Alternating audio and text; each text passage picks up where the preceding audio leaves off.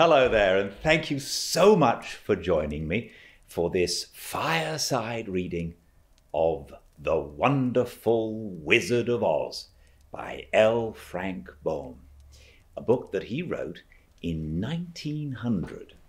And almost immediately, it was a huge success. By 1902, there was a Broadway musical, and of course, in 1939 came the Hollywood movie that we all know and love. Now, I love that film, but one of the things that sometimes gets a little lost when you love a movie or a play is the original work. Sometimes it's a little different, sometimes it's a lot different. So, very simply here, we are going to read the original book in front of the fire, just like they did in the old days. I do hope you enjoy this fireside reading of The Wonderful Wizard of Oz by L. Frank Baum, read to you by me, Gildart Jackson.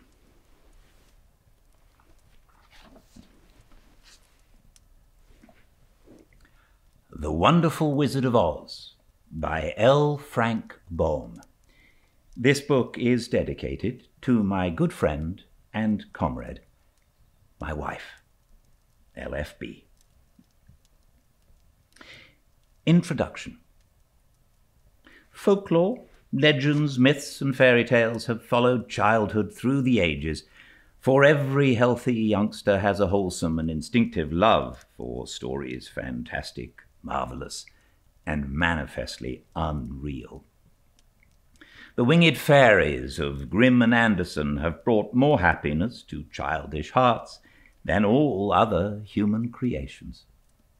Yet the old-time fairy tale, having served for generations, may now be classed as historical in the children's library, for the time has come for a series of newer wonder tales, in which the stereotyped genie, dwarf, and fairy are eliminated, together with all the horrible and blood-curdling incidents devised by their authors to point a fearsome moral to each tale. Modern education includes morality. Therefore, the modern child seeks only entertainment in its wonder tales and gladly dispenses with all disagreeable incident.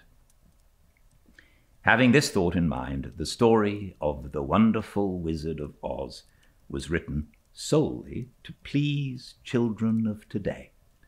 It aspires to being a modernized fairy tale in which the wonderment and joy are retained and the heartaches and nightmares are left out.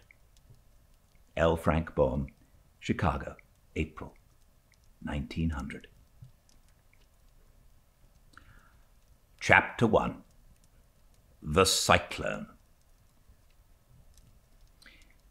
Dorothy lived in the midst of the great Kansas prairies with Uncle Henry, who was a farmer, and Aunt Em, who was the farmer's wife. The house was small, for the lumber to build it had to be carried by wagon many miles. There were 4 walls, a floor, and a roof, which made one room, and this room contained a rusty-looking cook stove, a cupboard for the dishes, a table, 3 or 4 chairs, and the beds. Uncle Henry and Aunt Em had a big bed in one corner, and Dorothy a little bed in another corner. There was no garret at all, and no cellar, except a small hole dug in the ground called a cyclone cellar, where the family would go in case one of those great whirlwinds arose, mighty enough to crush any building in its path.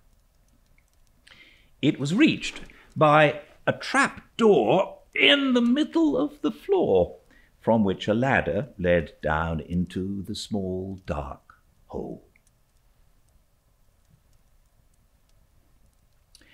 When Dorothy stood in the doorway and looked around, she could see nothing but the great grey prairie on every side.